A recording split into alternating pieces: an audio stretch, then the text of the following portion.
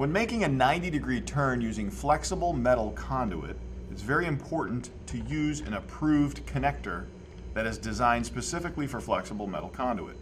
Conduit Industries squeeze connector are one of the fastest and easiest ways to do this.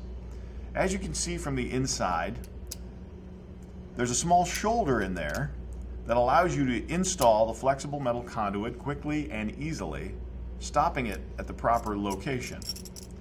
You then pull the conductors through the cable and where they're going to go into the box. To secure it, use the two set screws on the top, like so. As you can see, by tightening these screws, it squeezes and secures the cable in place and allows the conductors that have been stripped.